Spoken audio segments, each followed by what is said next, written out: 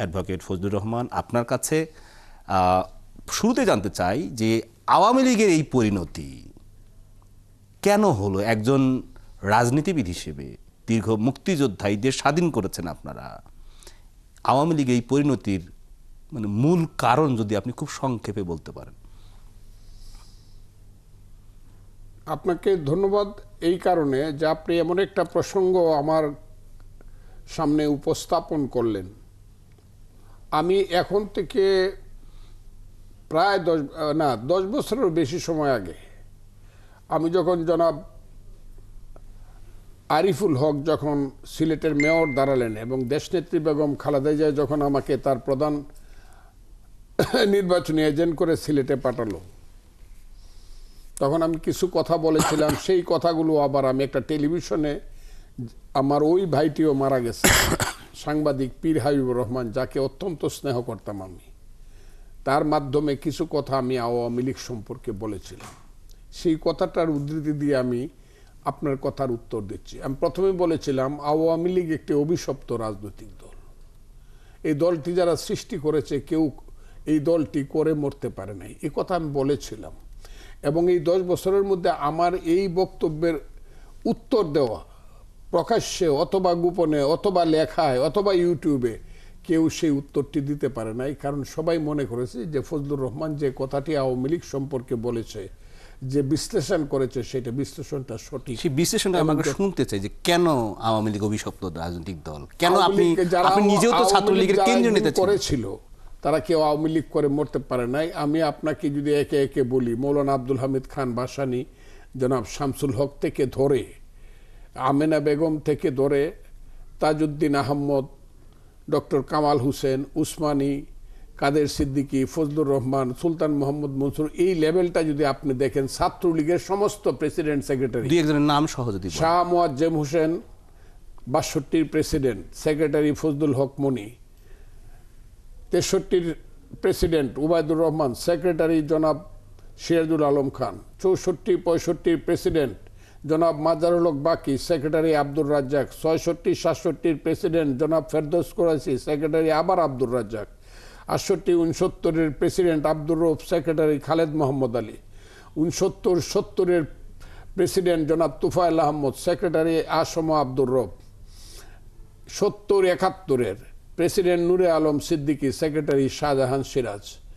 এর মধ্যে শুধু ফজলুল হক মনি ছাড়া আর তুফাইল আহমদ সাহেবকে আমি রবীন্দ্রনাথের একটা গানের লাইন দিয়ে বলেছিলাম, কোনো মতে আসেন পরানো দরে, এখন তাও নাই।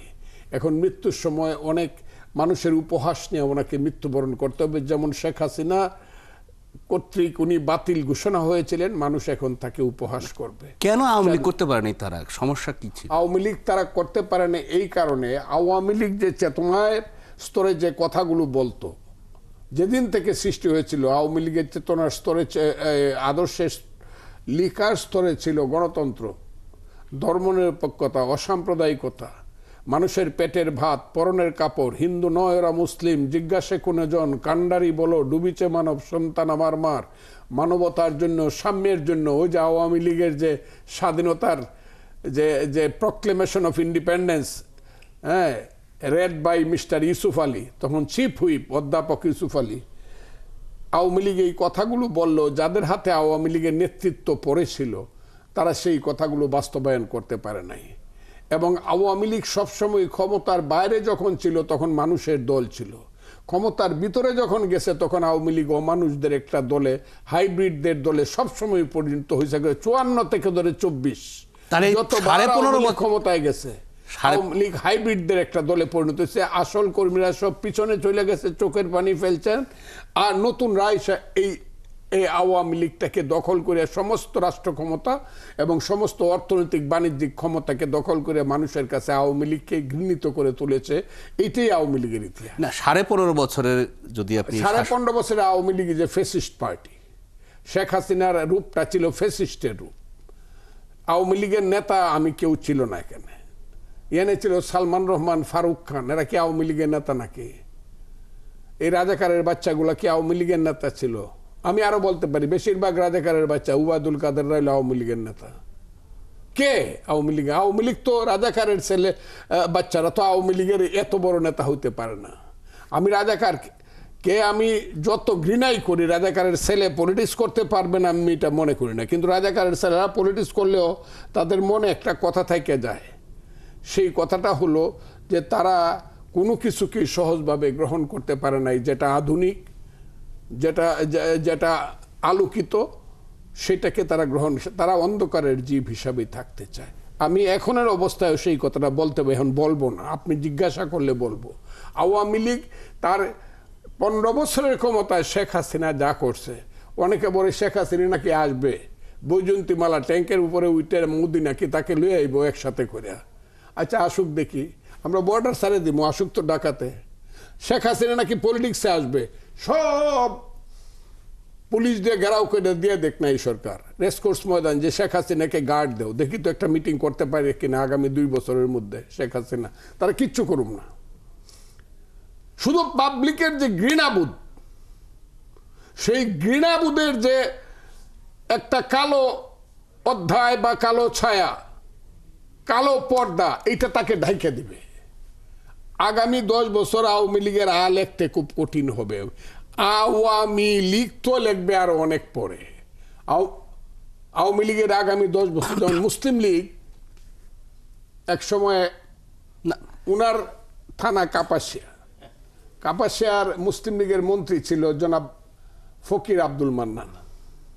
তার সম্পর্কে একটা কথা ছিল, বা সিলেটের আব্দুল সামাদ আজাদ সাহেব তখন 54-এ কইছিল, ফকিরও দেশের মন্ত্রী হইল বাবা দেশে, বা হ্যাঁ দুর্ভিক্ষ লাগলো। ফকিরা ভালো মানুষ।